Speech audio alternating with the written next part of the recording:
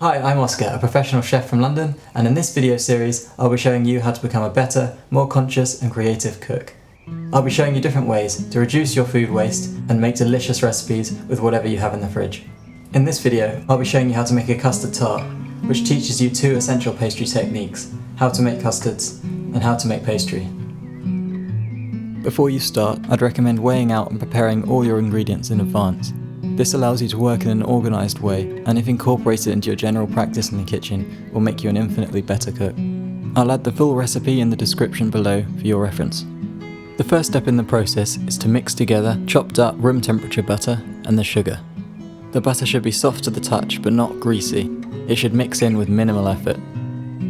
It's really important that the butter is soft enough, so don't skip this step. Mix the two together vigorously until you have a pale and airy mix. Then add your eggs one by one. The mix may appear to split at points as you add the eggs. Don't worry, continue to mix and it should reincorporate. Make sure your eggs are fully mixed in and then add your vanilla extract and the zest of a lemon. Mix your salt and flour together and then add it to the other ingredients in 3 inclusions.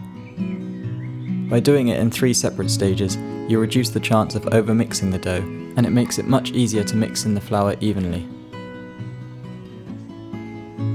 Make sure to scrape down the edges of the bowl to ensure all the flour is mixed in. Tip your dough out onto a lightly floured work surface. Gently knead it together with your hands to make sure you have a consistent dough. Before splitting it in half, you should have enough to make 2 tarts.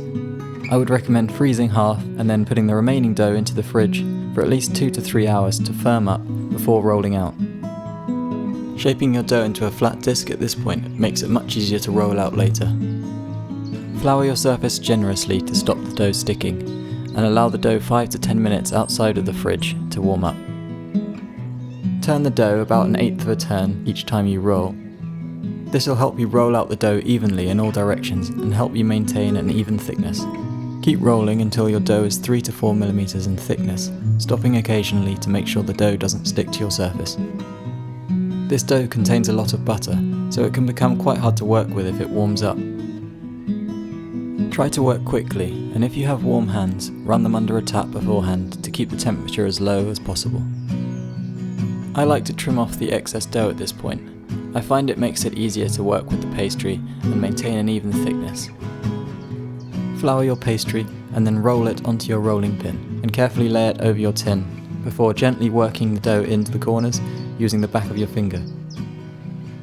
Lift the edges of the pastry away from the rim of the tart as you work your fingers around. This will help you form tight corners and reduce the risk of tearing the pastry. Using a piece of excess dough dipped in flour can really help in working the pastry into the corners.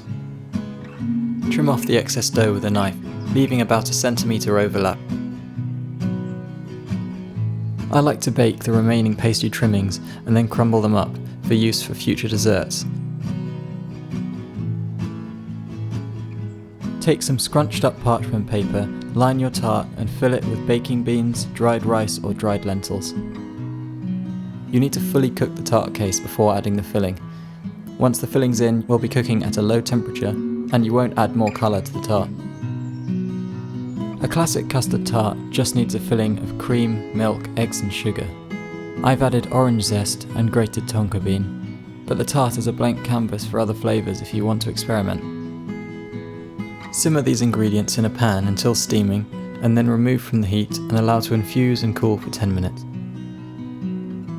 After baking for 20 minutes with the baking beans in, remove them and inspect the tart for any holes. If there are any, use some spare pastry to patch the holes before continuing to bake for another 20 minutes or until the pastry is deep golden brown.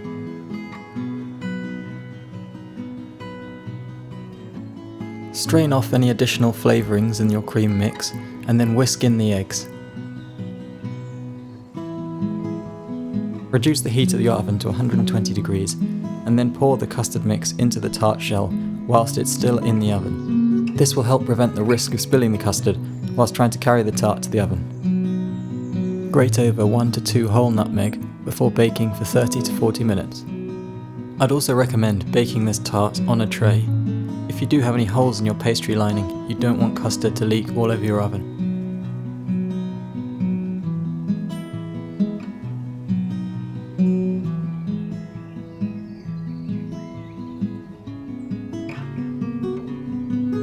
tart is cooked when there's a slight wobble in the centre of the tart, or a temperature probe reads between 70 and 75 degrees Celsius.